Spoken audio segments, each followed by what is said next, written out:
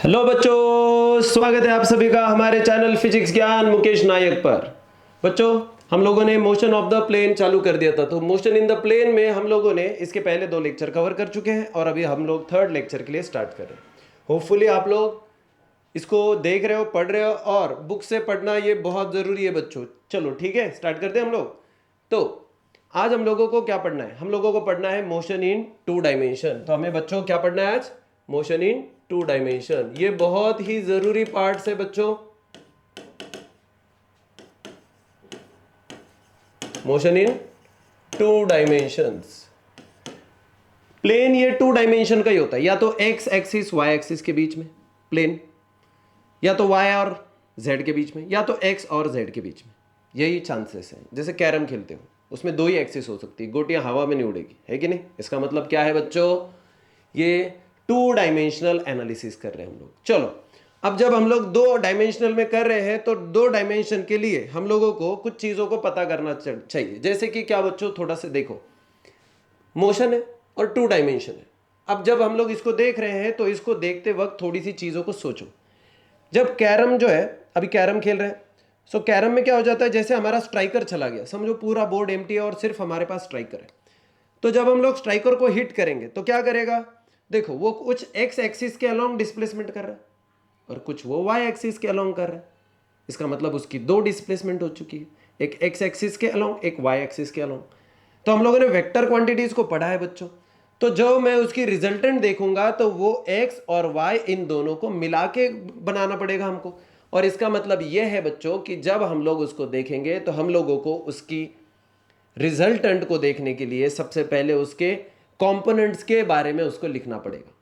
तो हम लोग उसके कंपोनेंट के टर्म में देखेंगे। तो उसको देखने के लिए सबसे पहले हम लोग एक ग्राफ देखते हैं। चलो, ये क्या हो गया इसको? एक सेकेंड है बच्चों।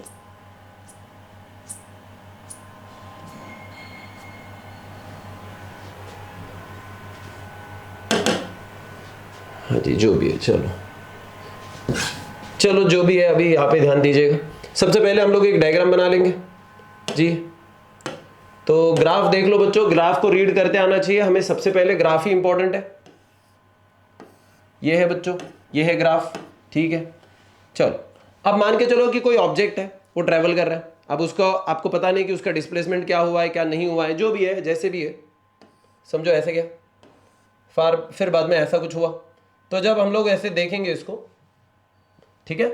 अब देखो, सबसे पहले देखो, इधर मैं x ले लूंगा और इधर मैं ले लूंगा y।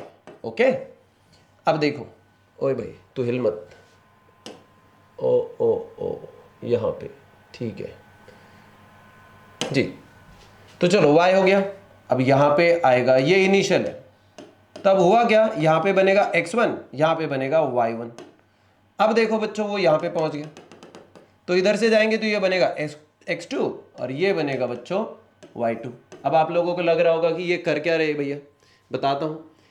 जब भी मोशन चल रही है, समझो ये यहां से लेके P से लेके Q तक, तो जब टाइम t1 था तब वो P पे था, तब उसकी डिस्प्लेसमेंट x एक्सिस से कितनी थी, x1, y एक्सिस पे कितनी थी, y1। फिर वो कुछ देर के बाद में, मतलब after time some time t2 पे वो क्या हो गया बच्चों, वो चला गया x2 पे। जब कहां पे पहुंचा, यहां पे, तो वो y के अलोंग भी चला है, तो इसका मतलब वो पहुंचा है y2 पे। तो अब ये हम लोगों को देखने का है कि यहां पे देखो, अब ये हो गया delta x, change in the displacement here. ये हो गया बच्चों डेल्टा y, यहां से लेके यहां तक, करेक्ट है क्या? y में इतना, x में इतना चला है। अब ये हो गया एक पार्ट, ये था उसका बच्चों ओरिजिन। अब हम लोगों ने ओरिजिन देख लिया। अब हम लोगों को क्या देखने का है, समझो ये था हमारा पहला उसका रिजल्टेंट, पहले जब टर्म में देखा था, और दूसरे इसमें था समझो ये। अभी यहां पे देखते हैं, ये हो गया फाइनल डिस्प्लेसमेंट, तो ये हो गया r2। तो ये कौन हो गया बच्चों, ये हो गया r2 minus r1, vector r2 minus r1। समझ रहे हो, ये आ गया। अगर आपको ग्राफ क्लियर है, फिर आपके लिए बाकी की चीजें मुश्किल नहीं है। तो चलो, ग्राफ क्लियर है मुझे लग रहा है, और फिर हम लोग आगे बढ़ते हैं। अब अगर ग्राफ है तो हम लोगों को बच्चों निकालना क्या है, समझो मान के चलो कि जब t1 पे था तब की डिस्प्लेसमेंट कितनी है, अगर मुझे नहीं पता है तो उसको निकाल लेते हैं एट t1। तो T1 पे देखो हम लोगों को क्या निकालने का है कि T1 के टाइम पे उसका रिजल्टेंट डिस्प्लेसमेंट कितना था, R1 कितना है। अब देखो ये R1 है बच्चों, जो कि X1 और Y1 इन दोनों के अलोंग चला था। तो क्या मैं इसको कर सकता हूं कि ये दोनों का मिला के है, तो X1 और इंटू यूनिट वेक्टर I, क्योंकि I वाले वेक्टर ये एक्स एक्सिस के लिए यूज किए जाते हैं, plus Y1 into unit vector J। ये कब हुआ, जब टाइम T1 पे वो था जहां पे पोजीशन P है। अब जब वो पोजीशन Q पे पहुंचा, इसका मतलब वो टाइम T2 हो गया था बच्चों, और टाइम T2 के टाइम पे जब हम लोग इसको निकालेंगे R2, इसका अभी डिस्प्लेसमेंट कितना है, तो देखो बच्चों X2 into unit vector I direction दिखाने के लिए, plus Y2 into unit vector J direction दिखाने के लिए। तो ये हो गया बच्चों फाइनलाइज। क्या चीज़, सबसे पहले तो टाइम T1 पे और फिर बाद में टाइम T2 पे वो उसकी डिस्प्लेसमेंट कितनी हो गई है ये निकाला। लेकिन इस दौरान वो लेके P से लेके Q के दौरान भी तो कुछ हुआ था। देखो अब वो एक्चुअली P पे था, वो चला गया Q पे। P का पोजीशन दिखाने के लिए ये डिस्प्लेसमेंट ठीक है, और Q का पोजीशन दिखाने के लिए ये डिस्प्लेसमेंट ठीक है। लेकिन अब P और Q के बीच में वो एक्चुअली PQ चला है कि नहीं, तो ये रिजल्टेंट रहेगा हमारा। तो अगर हम लोग देखेंगे from time T1 to T2, from time T1 to T2, T1 और T2 के बीच में उसने कितना डिस्प्लेसमेंट कर लिया, ये अगर हम लोगों को निकालने का है तो ये है डेल्टा R, जो कि रहेगा R2 माइनस R1। करेक्ट है क्या, देख लो R2 माइनस R1। अभी R2 कितना है देख लो, R2 है X2। अभी ये R2 निकालो, फिर उसमें से R1 को माइनस कर दो, तो हम लोग उसको सीधा सीधा फाइनलाइज कर देंगे I1। अभी ये इसको पूरी टर्म को लिखने की जगह पे मैं इसमें से इसको माइनस कर दूंगा, X2 minus X1 into unit vector I common आ गया, minus Y2 minus Y1, minus नहीं, ये तो दोनों का मिलके हो रहा है। इसका मतलब ये है कि अभी देखो, हाँ अभी यहाँ पे Y1 into unit vector J। अब ये तो आ गया बच्चों। अब यहाँ पे होगा क्या बच्चों, थोड़ा सा देखो सोचो इसको। अब हम लोगों को इसको अब सही टर्म में देख रहे हैं ना हम लोग इसको, तो चलो समझने की कोशिश करते हैं इसको, थोड़ा सा ध्यान दीजिएगा। ये हम लोगों ने यहाँ तक लाया। अब देखो ये होता क्या है, देखो थोड़ा सा जब हम लोग इसको डिफरेंस में देखेंगे तो ये इनमें एडिशन हो जाती है, जो भी है इन दोनों का मिला के यहाँ पे मिल रहा है कि नहीं। सो यहाँ पे हो गया। अब हम लोग इसको क्या करेंगे, देखो फाइनलाइज। हमें एक्चुअली दो चीज़ों को निकालने का है, एक जिसको हम लोग कहते हैं बच्चों एवरेज वेलोसिटी, और जिसको हम लोग कहते हैं इंस्टेंटेनियस वेलोसिटी। क्या चीज़ है, दो चीज़ है, एक है एवरेज वेलोसिटी, एक है इंस्टेंटेनियस। इंस्टेंटेनियस का ग्राफ हम लोग बाद में देखेंगे, उसके लिए टर्म्स अलग से देखेंगे। हम लोग किसके लिए देखेंगे बच्चों, अभी सबसे पहले एवरेज के लिए। अब देखो इसको थोड़ा सा ऊपर कर लो, मैं ये हम लोग एवरेज के लिए देख रहे हैं, ठीक है।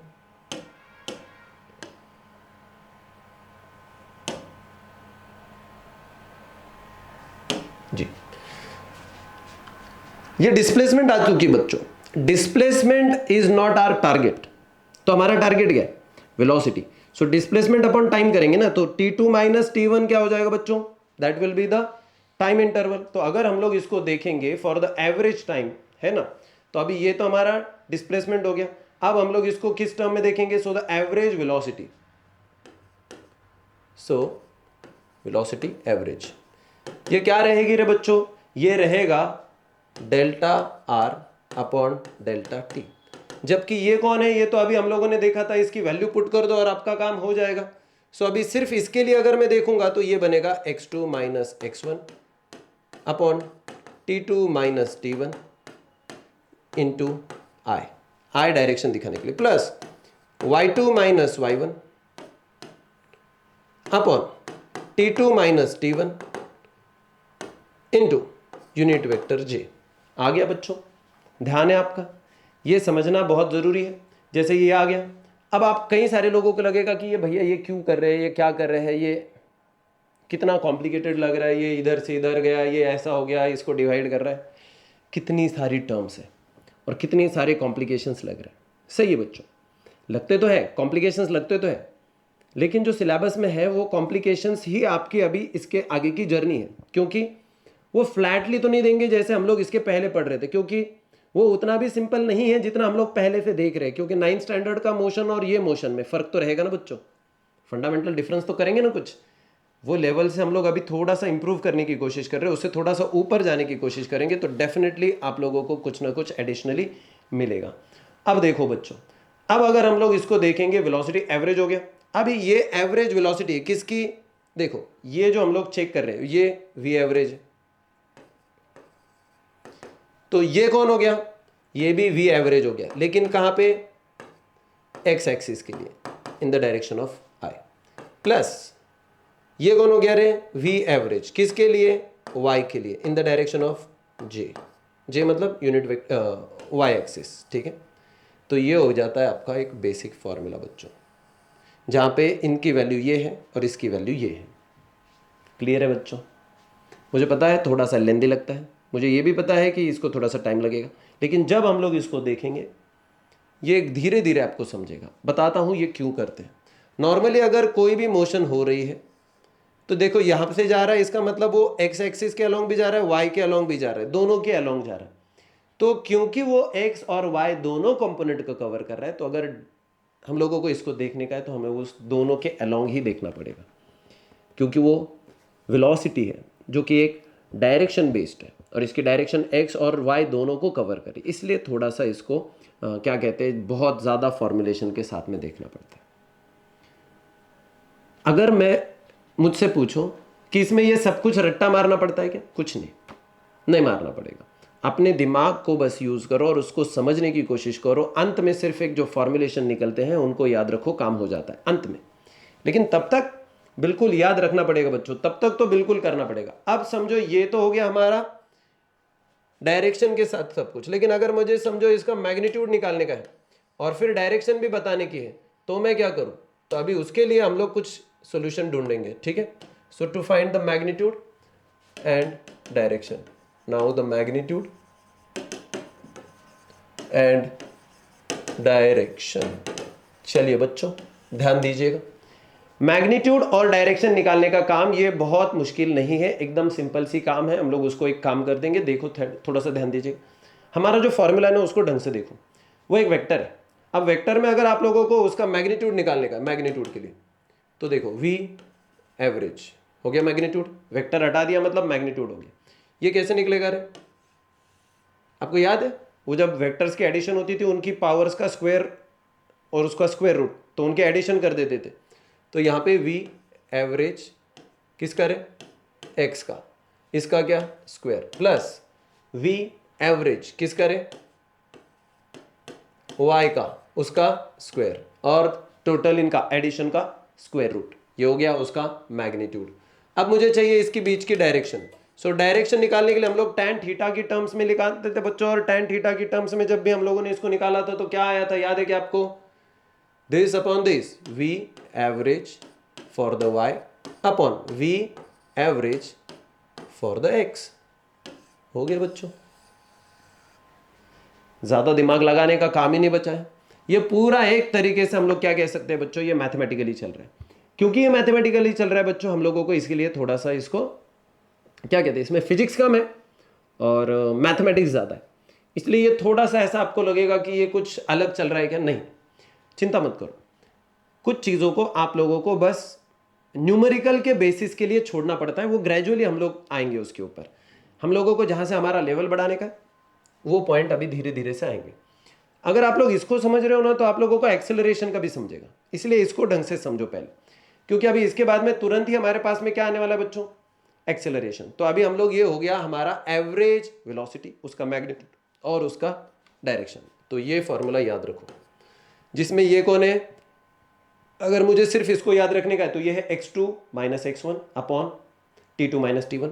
ये कौन है, y2 minus y1 upon t2 minus t1। समझिए, और उन दोनों के बीच में जितना भी एंगल है, मतलब रिजल्टेंट का जो डायरेक्शन है, तो रिजल्टेंट का डायरेक्शन दिखाएंगे tan theta is equal to ये अपॉन ये, खत्म, डन। चलो अब ये तो हो गया, अब ये हो गया एवरेज, एवरेज का खत्म हो गया। लेकिन अभी और क्या बाकी है हमारे पास, हमारे पास बाकी है बच्चों एक इंपॉर्टेंट चीज जिसको हम लोग कहते हैं instantaneous. So instantaneous velocity, instantaneous velocity. Do you understand the instantaneous velocity? For a very short period of time, very short. How much? Tends to zero. पहले देखा था, बताया भी था कि टेंड्स टू जीरो क्या होता है. तो टेंड्स टू जीरो क्या होता है भाइयों बहनों, बोलो. टेंड्स टू जीरो क्या होता है कि टाइम इंटरवल इतना कम है कि वो जीरो के बहुत करीब है, लेकिन जीरो नहीं है. 0.00000 something, but not a zero exactly. तो जीरो पे नहीं पहुंचेगा. ये अगर हम लोगों को देखने का, तो फिर हम लोग उसको सीधा सीधा कर ही देते उसको. ये है इंस्टेंटेनियस का. सो ये क्या हो जाएगा रे, limit delta T tends to zero, limit delta T tends to zero. तो अभी किसका रे, तो सिंपल है, delta R upon delta T, खत्म. इसी को हम लोग D R by D T भी लिख सकते हैं, D R by D T. ये लिमिट वाली वैल्यू को, ये एक ही होता है, उसका डेरिवेशन करेंगे टाइम के हिसाब से, मतलब change in the displacement with respect to time, that will be the derivation of it. खत्म हो गया बच्चों. ये बहुत मुश्किल है क्या बच्चों? नहीं. बस अब इसको हम लोग क्या करेंगे, थोड़ा सा मोर स्पेसिफिक करने के लिए एक काम करेंगे. अब ये आर तो दो चीजों से बना है, एक एक्स एक्सिस और एक वाई एक्सिस. तो उसको मोर स्पेसिफिक करने के लिए हम लोग क्या करेंगे, d x by D t i वाली डायरेक्शन में, plus d Y by D t j वाली डायरेक्शन में, मतलब वाई एक्सिस की डायरेक्शन में. खत्म हो गया बच्चों. यहाँ पे डन है. ये हो गया हमारा एक काम. अब ये बेसिक डेरिवेशन आ गई किसके लिए, इंस्टेंटेनियस के लिए. अब अगर मैं चाहता हूं कि इसका मैग्नीट्यूड कितना है निकालूं, चलो तो इसका मैग्नीट्यूड निकालते हैं. सो मैग्नीट्यूड होगा v. अब बच्चों देखो इसका मैग्नीट्यूड क्या होगा, अंडर रूट, चलो जिन दोनों का है उसका स्क्वायर करो, एडिशन करो और उसका स्क्वायर रूट करो. तो ये कौन है, D x by D T, उसका क्या करूं, स्क्वायर. और स्क्वायर रूट में तो हम लोग ऑलरेडी डाल ही रहे हैं उसको, तो d x by D T उसका square, plus d Y by D T उसका स्क्वायर, और ये ऑलरेडी स्क्वायर रूट में है. तो ये हो गया उसका मैग्नीट्यूड. अब अगर मैं चाहता हूं कि इसका मुझे क्या चाहिए बच्चों, डायरेक्शन, तो मुझे एंगल चाहिए. तो एंगल निकालने के लिए देखो मैं क्या कर रहा हूं,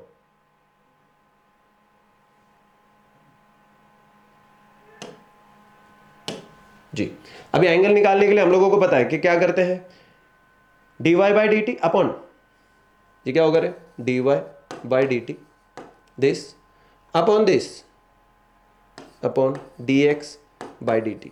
अरे डी टी तो मर जाएंगे, फिर बचेगा क्या रे, D Y by D X, that is nothing but the tan theta, that will give you the direction theta. इसका टेन इनवर्स कर दोगे तो काम खत्म हो जाता है. खत्म हो गया बच्चों, डन है. अब हम लोग देखेंगे सेम वे से फॉर्मुलेशन किसके लिए, एवरेज एक्सेलरेशन, इंस्टेंटेनियस एक्सेलरेशन.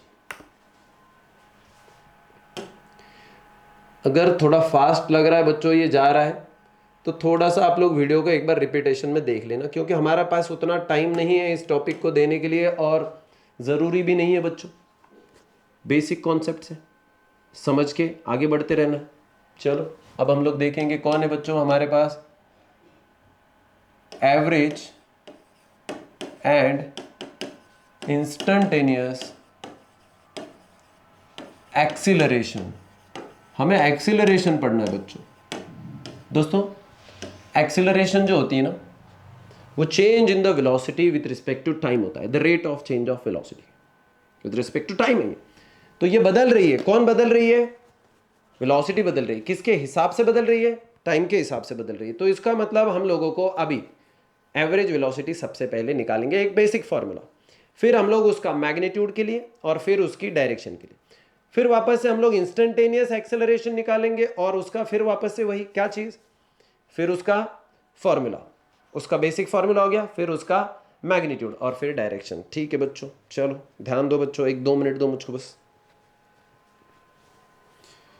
ये जा क्यों नहीं रहा, ये स्क्रीन छोटी कर दिया इसने. ठीक है ठीक है, चलो बच्चों ध्यान है आपका.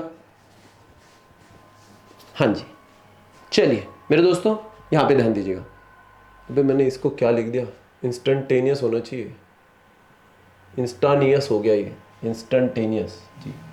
थोड़ा सा इसको करेक्ट कर लूँ, वरना बच्चे बोलेंगे कि भैया स्पेलिंग का भी वांदा है आपका. वांदा नहीं है, जल्दबाजी में कभी कभी लिख देते हैं बच्चों जी. Instantaneous acceleration. अब ठीक है बच्चों, चलो अब देखते हैं आगे. एक्सेलरेशन क्या होती है बताओ, चेंज इन वेलोसिटी कैसे निकालते हैं, चेंज इन वेलोसिटी.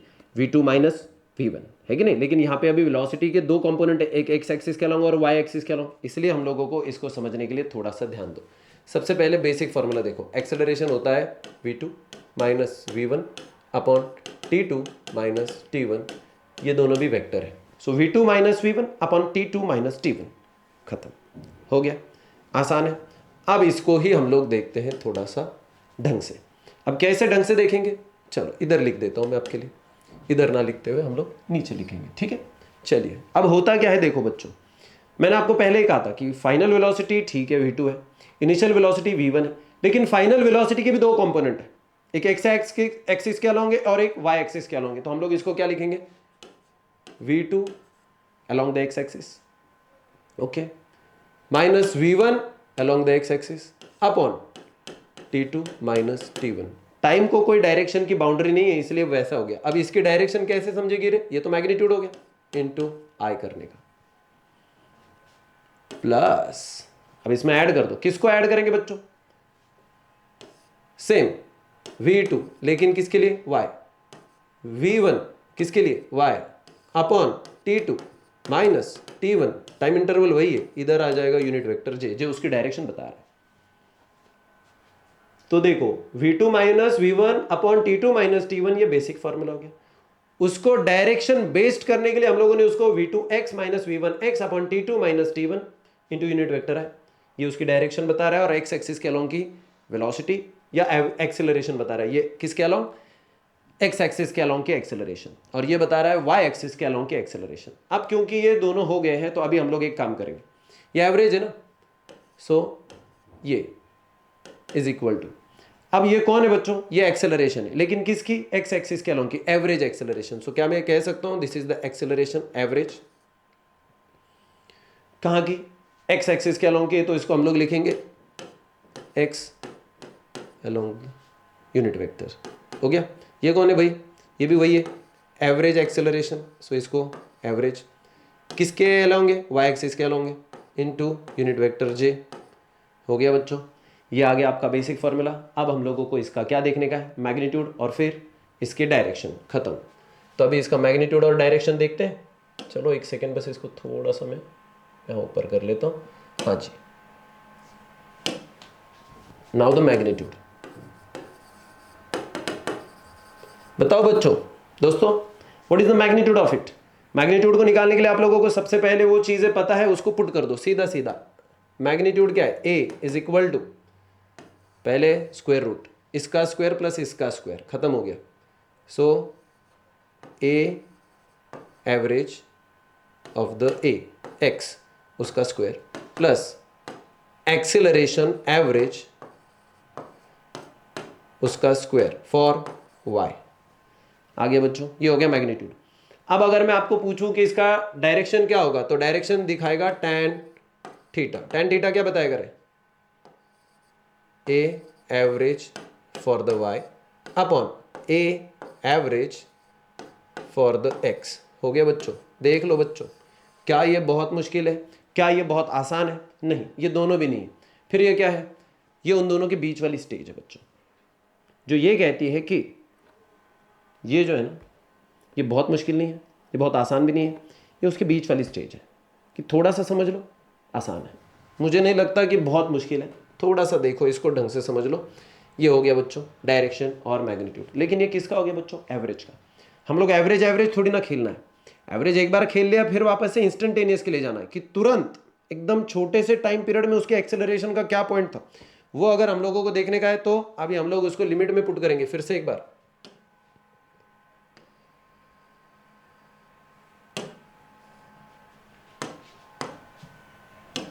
अभी कौन आएगा रे, इंस्टेंटेनियस एक्सेलरेशन, ठीक है, इंस्टेंटेनियस एक्सेलरेशन आएगा मेरे दोस्तों। और इंस्टेंटेनियस एक्सेलरेशन ये for the time limit tends to zero होता है, करेक्ट है कि नहीं। तो जब हम लोग इसको देखेंगे तो हम लोग इसको बाकी कुछ नहीं करेंगे, ये होगा ए, जो कि होगा limit delta T tends to zero, और फिर इधर ब्रैकेट में कौन आएगा रे, एवरेज। ये आप लोगों को वेलोसिटी का एवरेज निकालेंगे ना हम लोग, तो वी एवरेज हमारा sorry delta T change in the velocity, delta upon delta T, delta we upon delta T हो गया। ये आ गया आपका इंस्टेंटेनियस। इसी को हम लोग ऐसा लिख सकते हैं क्या, this is D V upon D T, बिल्कुल लिख सकते हैं और बिल्कुल ये ऐसा ही है। लेकिन इसके एक कंपोनेंट है क्या भाइयों, नहीं, इसके तो दो कंपोनेंट है, एक एक्स एक्सिस के अलोंग एक वाई एक्सिस के अलोंग। तो क्या मैं इसको ऐसे लिख सकता हूँ, this is D V for the X upon D T, correct है। अब इसकी डायरेक्शन बताने के लिए हम लोग इसको क्या करेंगे, unit vector plus D V of the Y upon D T, इसकी डायरेक्शन दिखाने के लिए यूनिट वेक्टर जी। हाँ जी, ये कौन है, acceleration, instantaneous acceleration along the X axis. ये है instantaneous acceleration along the Y axis. दोनों का काम खत्म हो गया। अब देखो बच्चों, इसका अगर काम खत्म हो गया है तो अब हम लोगों को इसको थोड़ा सा सोच के इसको और एक बार देखना है, एक और फॉर्मूला के साथ। अगर मैं मान के चलो इसका डी बाई डी टी बाजू में ले लूं, वी एक्स कौन है रे, चेंज इन वेलोसिटी, सॉरी ये वेलोसिटी, लेकिन वेलोसिटी क्या होता है, चेंज इन डिस्प्लेसमेंट, और डिस्प्लेसमेंट अलोंग द एक्स। तो इसको क्या हम लोग ऐसा लिख सकते हैं क्या, this is D x upon D T, बिल्कुल, इंटू आई, प्लस ये कौन है रे, डी बाई डी टी बाजू में आ गया, तो वी वाई कौन है बच्चों, d y upon D t into unit vector j. अब ये हो जाता है इसका double derivative of the displacement, मतलब होता है d two x upon D T square, किसका रे, आई के अलोंग एक्स एक्स। नाउ ये हो गया रे D two Y upon D T square, किसके लिए रे, जे के अलोंग। सो ये डबल डेरिवेटिव होता है, ये याद रखो। एक्सेलरेशन ये डिस्प्लेसमेंट का डबल डेरिवेटिव है। पहले एक बार डेरिवेटिव करो वेलोसिटी आ जाएगी, फिर से एक बार डेरिवेटिव करो एक्सेलरेशन आ जाएगा, इसलिए हम लोगों ने इसको डबल डेरिवेटिव कहते हैं। समझ गए बच्चों, ये क्लियर है भाई आपको। ये अगर आ गया है हमारा, तो इसमें से अभी ये कौन है ये पता होना चाहिए, तो यहाँ पे ए एक्स है ये एक्सेलरेशन, ये कौन है भाई, D two x upon D T का स्क्वायर। और अगर मुझे y के अलोंग के एक्सेलरेशन जाननी है तो ये D two Y upon D T का स्क्वायर। ये बहुत मुश्किल तो नहीं है, ये तो बिल्कुल भी नहीं है। समझ गए आप लोग। चलो फिर आगे बढ़ते हैं बच्चों। अभी इसका सिर्फ क्या निकालने का हमको, मैग्नीट्यूड निकाल लेते हैं, काम खत्म हो गया। और फिर हम लोगों का यहीं पे स्टॉप करना है हम लोगों को, बस इतना ही देखेंगे तो भी काम हो जाएगा। अभी हम लोगों को क्या देखने का बच्चों, मैग्नीट्यूड। सो मैग्नीट्यूड निकालने के लिए मैंने आपको कहा था कि अभी हम लोग क्या निकालेंगे बच्चों, इंस्टेंटेनियस का मैग्नीट्यूड। मैग्नीट्यूड हमेशा होता है एक ही टर्म में। मैग्नीट्यूड निकालने के लिए हम लोग क्या करते हैं, स्क्वायर रूट में लाते हैं। किसको लाएंगे बच्चों, उसके कंपोनेंट जो थे उसका करेंगे। तो अभी ये देखो यहाँ पे कौन था रे, D two x upon D T का स्क्वायर, उसका स्क्वायर करो, plus D two Y upon D T का स्क्वायर, उसका स्क्वायर, आ गया मैग्नीट्यूड। अब इसी को अगर मुझे किस में लिखने का है बच्चों, क्या कहते हैं उसको, डायरेक्शन की टर्म में, तो हम लोग डायरेक्शन की टर्म में लाने के लिए उसको क्या करेंगे भाइयों, अभी देखो tan थीटा, चलो कोई और नहीं हमारे पास, सिर्फ tan थीटा निकालने का है। तो अभी क्या करेंगे हम लोग इसको, बस इनको लिखते वक्त हम लोग क्या करते हैं वो सोचो, ये टर्म ले लो, इसको डिवाइड कर दो, तो y वाले को x वाले के साथ में डिवाइड कर देने का। ये हम लोगों ने इसके पहले भी किया है। सो अगर हम लोग इसको देखेंगे इंस्टेंटेनियस के लिए, तो इसका एक्सेलरेशन, जस्ट एक सेकेंड मैं कंफर्म करवा रहा हूँ कि हम लोग उसको जो लिख रहे हैं, हाँ जी ठीक है चल जाएगा। सो अभी देखो ये क्या होता है, d Y by D T, ये d Y by D t हो गया। अब d Y by D T ये किसका है बच्चों, एक्सेलरेशन है, किसका, वाई एक्सिस के along, upon D x by D t हो गया बच्चों। ये हो गया एक्सेलरेशन, नहीं हम लोग इसकी डायरेक्शन निकालना चाहते हैं ना, तो ये वेलोसिटी के अलोंग ही रहेगा। तो ये बनेगा फाइनली, अगर हाँ वेलोसिटी के अलोंग ही रहेगा तो ये बनेगा बच्चों कितना, डी, ये डी टी कैंसिल हो गया, d y upon D x, sorry d x, d y upon D x जी, ठीक है ओके बच्चों। अब देखो ये आ गया हमारा एक काम। अब ये क्या बता रहा है आप लोगों को, ये अपनी अपनी डायरेक्शंस बता रहे हैं। सो जो डायरेक्शन वेलोसिटी का रहेगा वही डायरेक्शन बच्चों किसका रहेगा, एक्सेलरेशन का। ये चीज़ को याद रखो, ठीक है, हो गया बच्चों। ये यहाँ पे ये पार्ट खत्म हो रहा है। अब क्योंकि इसमें कुछ फिजिक्स नहीं था, इसमें ज़्यादा मैथमेटिक्स था, इसलिए मैंने इसको थोड़ा सा स्पीडीली ले लिया। आप लोगों को मैग्नीट्यूड याद रखने का, डायरेक्शन याद रखने का, मैग्नीट्यूड याद रखने का, डायरेक्शन याद रखने का। तो ऐसे 4 थे हमारे पास, तो ऐसे 4 के 4 खत्म हो गए हैं। और फिर अभी हम लोग आगे बढ़ते हैं, इसमें देखते हैं और चीज़ों को। चलो अब इसके आगे ही चलते हुए हम लोगों को एक ही चीज़ को देखने का, और फिर आज हम लोग यहाँ पे उसको फिनिश करेंगे। चलो हमारे चैप्टर में थोड़ा सा जब हम लोग आगे बढ़ेंगे ना, तो दोस्तों देखो क्या मिलता है। आगे बढ़ते ही हम लोगों को क्या है, इक्वेशंस ऑफ मोशन है for the object travelling in a plane with uniform acceleration. तो हम लोगों को क्या देखने के, equations of motion, equations of motion for object, ऐसा ऑब्जेक्ट के लिए जो ट्रैवल कर रहा है, ट्रैवलिंग इन ए प्लेन। तो वो ऑब्जेक्ट है वो प्लेन में ट्रैवल कर रहा है, लेकिन with uniform acceleration, with uniform acceleration. तो ये चीज को याद रखो कि एक्सेलरेशन जो है ना वो यूनिफॉर्म है, एक जैसी है। इसका मतलब ग्राफ ये स्ट्रेट रहेगा। ग्राफ कैसा रहेगा, स्ट्रेट रहेगा जी। चलो तो बाय डेफिनेशन हम लोगों को पता है कि एक्सेलरेशन क्या होती है। क्या होती है मेरे दोस्तों, वो होता है फाइनल वेलोसिटी में से इनिशियल वेलोसिटी को माइनस कर दो, मतलब v माइनस यू। समझो मान के चलो अभी ये फाइनल वेलोसिटी टाइम t पे थी और यहाँ से शुरू किया तो टाइम 0 था, तो ये बन गया फाइनल, है कि नहीं। क्या हम लोग इसको ऐसे लिख सकते हैं क्या, v is equal to U plus A T. हाँ कैसे लिख दिया रे, ये t माइनस 0 t बन गया, इसको इधर लेके जाओ मल्टीप्लाई करेगा, बन गया ए टी। ये u जो था ये इधर माइनस था, उधर जाके बन गया प्लस, तो इधर बचेगा v। तो आ गया क्या, तो ये सही है। ठीक है बच्चों, समझ गए आप लोग। ये हमारी पहली काइनेमेटिक इक्वेशन याद है क्या आपको, काइनेमेटिक इक्वेशन हम लोगों ने पढ़ाई थी, v is equal to U plus A T, जो कि एक्चुअली एक्सेलरेशन का ही फॉर्मूला था। और हम लोगों ने एक दूसरी भी टर्म को देखा था, क्या आप लोगों को वो भी याद है क्या, s is equal to U T plus half A T square, S is equal to V square minus U square upon 2a, ऐसा भी हम लोगों ने देखा। तो जब हम लोग अलग अलग से फॉर्मुलेशंस को देखते हैं तो बच्चों देखो यहाँ पे अब ज़्यादा दिमाग लगाने का काम नहीं है, कुछ भी मत देखो बुक में ये वो, बस एक चीज़ को समझ लो, मैं ज़्यादा नहीं बताऊंगा।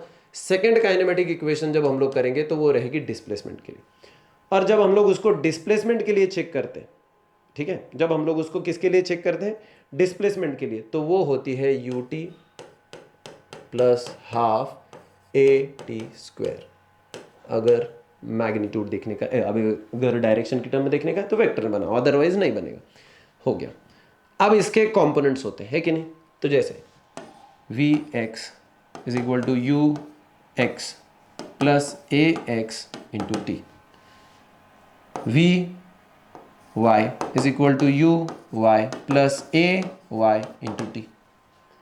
हाँ, अब ये कंपोनेंट की टर्म में आप लोग ऐसे लिख सकते हो कि अगर मुझे इसके एक्स एक्सिस के, अगर मुझे वाई एक्सिस के टर्म में देखने का है, ये तो हो सकता है, ठीक है।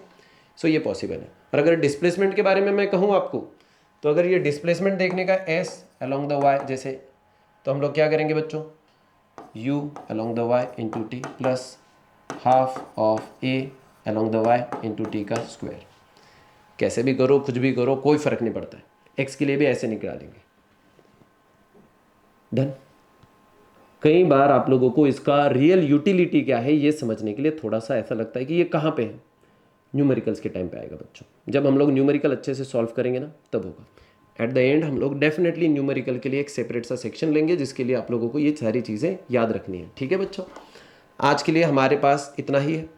अब हम लोग एक्चुअली इसमें एक और पार्ट आता है बच्चों, अगर आप लोग देखोगे तो वो रिलेटिव वेलोसिटी का है और फिर प्रोजेक्टाइल मोशन। हम लोग नेक्स्ट चैप्टर में रिलेटिव वेलोसिटी, उसकी थोड़ी सी बेसिक सी टर्म्स और एक इंपॉर्टेंट पार्ट को हम लोग स्टार्ट कर रहे हैं, और वो है प्रोजेक्टाइल मोशन, जो कि आपकी रूटीन लाइफ से बहुत कनेक्टेड है। तो हम लोगों को वहाँ देखने के लिए अभी यहाँ पे रुकेंगे, और फिर कल हम लोग मिलेंगे वापस से इसी चैनल फिजिक्स ज्ञान मुकेश नायक पर अमोल गौड़ी के साथ। और आप लोग स्टे ट्यून्ड, बिल्कुल हिलना मत, देखते रहिएगा। बाय बच्चों।